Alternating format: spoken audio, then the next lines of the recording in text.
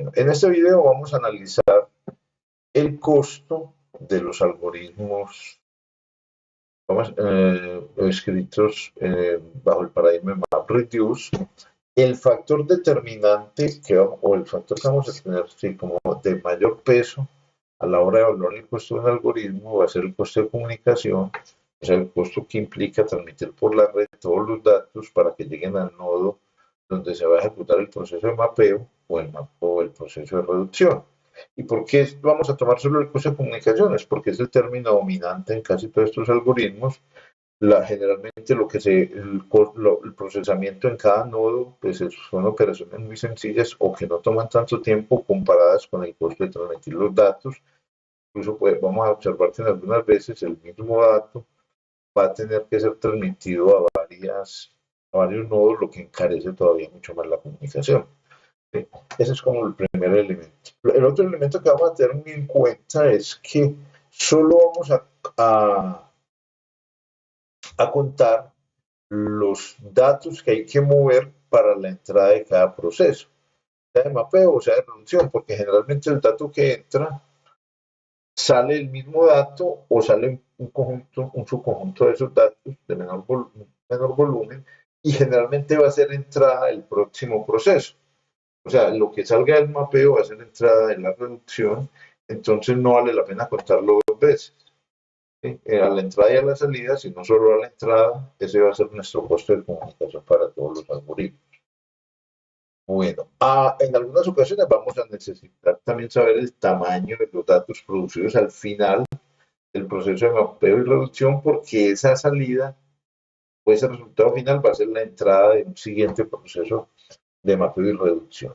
Bueno, vamos entonces a ejemplificar cómo se hace el análisis usando el algoritmo del join entre dos tablas, que ya lo habíamos mencionado atrás, ¿cierto? Mire, tenemos la tabla R, que está particionada en el ejemplo en dos particiones, pero recuerden que puede ser N porque estamos hablando de una gran tabla.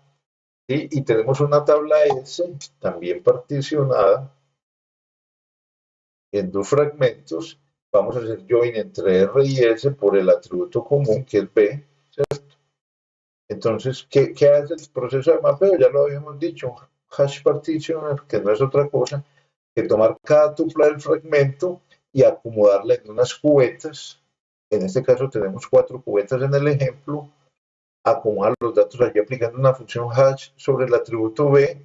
Exactamente lo mismo hace este otro proceso de mapeo sobre el resto de datos de R, y los procesos de mapeo que se asignen a S hacen exactamente la misma tarea sobre el atributo, haciendo en este caso la función hashing se aplica también sobre el atributo B, o sea, el atributo sobre el que se hace el join.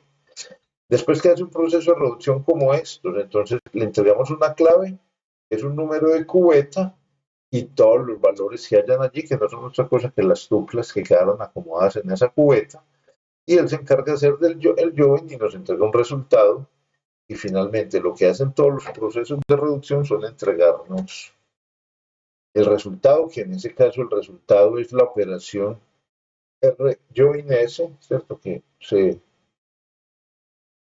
generalmente se escribe de esta manera y que una relación con atributos A, B y C.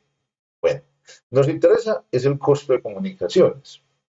Vamos a llamar T sub R el número de tuplas, la unidad de medida van a ser las tuplas o registros que tiene la relación.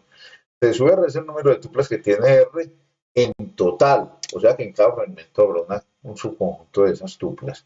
Y T sub S, el número de tuplas que tiene S, o el número de registros. Como finalmente en el proceso de mapeo se procesan todas las tuplas, tanto de R como de S, el costo de comunicación va a ser T sub R más T sub S. O sea, ¿cuántas tuplas van a viajar desde su origen a los procesos de mapeo? T sub R más T sub S. ¿Sí? Ahora, esa misma volumen de información va a salir acá y va a quedar acomodado en un archivo intermedio que son las cubetas, porque todas estas van a ser tablas hash. Esto es una tabla hash, esto es otra tabla, esta es una tercera y una cuarta, pero habrá que depositarlos, que esa es una de las limitaciones del proceso de MapReduce original. Después vamos a ver que con Spark eso se puede solucionar, mejorar, pero hay que almacenarlos en disco, en algún lugar, esa tabla hash, para que después los procesos de reducción puedan ir a esos sitios a leer las cubetas que les corresponden y ejecutar su tarea, ¿cierto?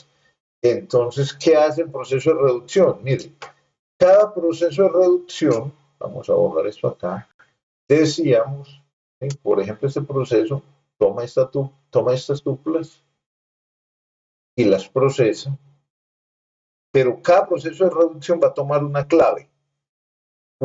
Si sumamos lo que hacen los datos que procesan todos los procesos de reducción, también van a ser T sub R más T sub S. Lo que pasa es que cada proceso, pues simplemente le toca procesar lo que corresponde a la cubeta que le asignaron. ¿Sí? Pero en total van a ser el mismo número de tuplas.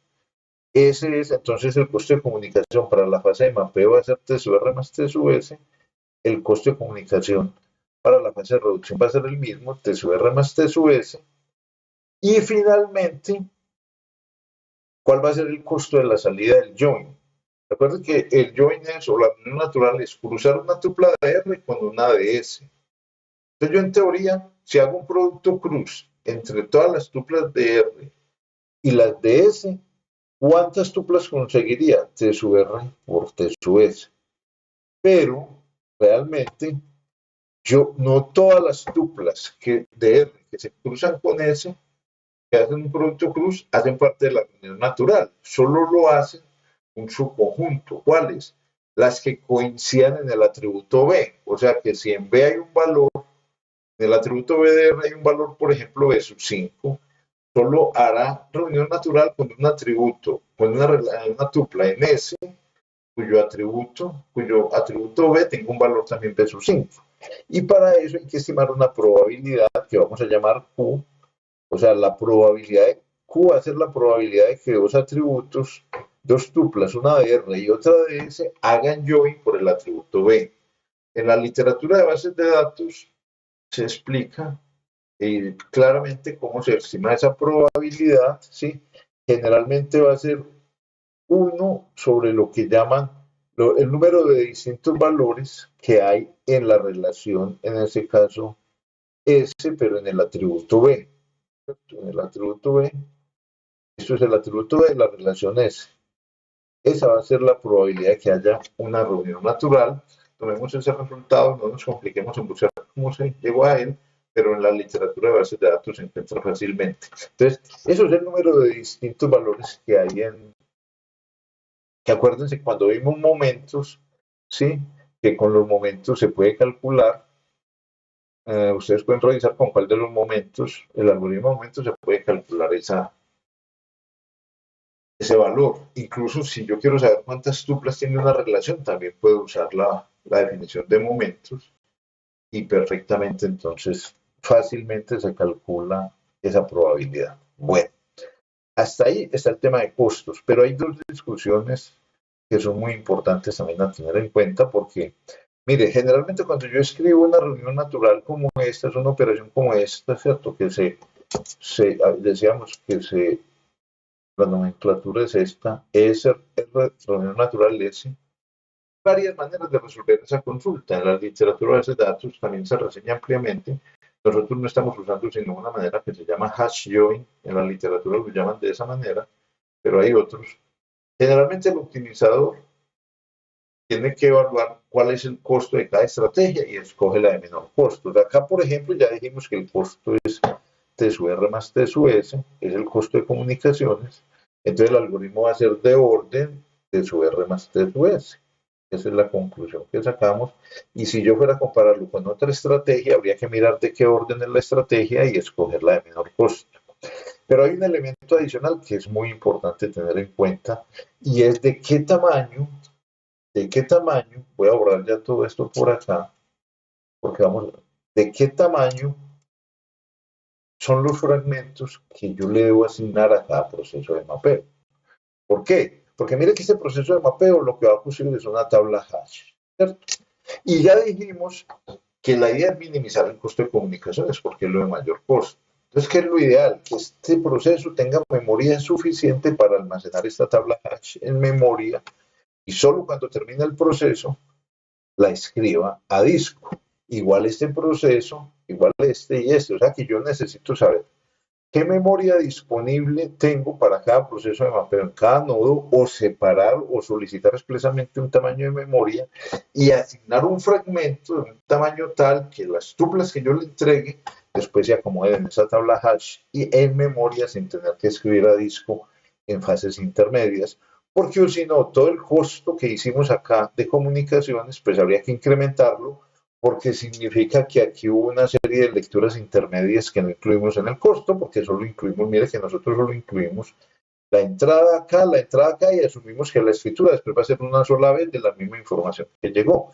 Ese elemento, entonces, es de mucha importancia. Ahora, hay otro segundo elemento, es cuántas cubetas yo escojo acá. ¿Por qué? Porque resulta, también lo decíamos, que al final, mire, que al final, cuando yo a un proceso en particular, por ejemplo a esta reducción, le voy a entregar, yo le entrego lo que se llama un reducer, o sea, le entrego 4 cubetas, o sea, todas las claves, en ese caso la clave es la cubeta B sub 0, todas las cubetas B sub 0 que salieron del proceso de la fase de mapeo, yo le entrego a este señor, en el ejemplo, le entrego 4 cubetas de un tamaño determinado que va a ser una fracción de la tabla hash que yo calculé acá. O sea, esta tabla hash yo la calculé que se acomodara en memoria y tiene un número determinado de cubetas. Entonces, cada cubeta va a ser de un tamaño determinado porque me va a almacenar cierto número de tuplas. ¿Sí? Entonces, cuando yo le entregue a este proceso de reducción esas 4 cubetas, también deberá este proceso tener suficiente memoria para almacenar toda la información en memoria y hacer las operaciones de join sin tener que hacer escrituras intermedio a disco. O sea, esas son consideraciones que yo debo tener en cuenta y los cálculos que en ese caso es muy fácil de hacerlos porque si yo conozco el número de tuplas que estoy manipulando, yo sé que la información está, bueno, me falta un detalle más que enseguida menciono, porque estamos asumiendo hasta ahora todo lo que he dicho es que estoy asumiendo como que todas estas cubetas fueran del mismo tamaño, ¿sí? Y bueno, y tenemos que asumir realmente eso, que son más o menos del mismo tamaño, entonces simplemente el número de cubetas, el tamaño de la tabla hash dividido el número de cubetas y eso me da el tamaño de cada una de ellas y entonces cuánta memoria necesita este proceso de reducción, ¿sí? Con eso estamos garantizando entonces también que no hay escrituras intermedias. Pero entonces hay un problema adicional por analizar, que lo debería hacer quien, el optimizador de consultas de un manejador de datos o quien vaya a escribir un programa de estos. Y es que yo estoy asumiendo que cuando este proceso hash partition envía todos los datos acá, los distribuye de manera uniforme sobre todas las cubetas. Para distribuirlo de manera uniforme tiene que ser que si yo estimo el segundo momento para el atributo B en la relación R, yo puedo concluir que los valores que aparecen allí están distribuidos más o menos de manera uniforme.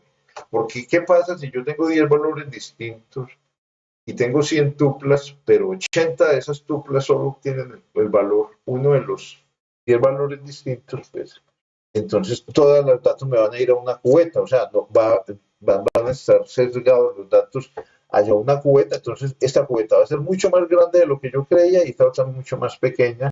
Incluso en esos casos es muy inconveniente utilizar esta estrategia de hash join.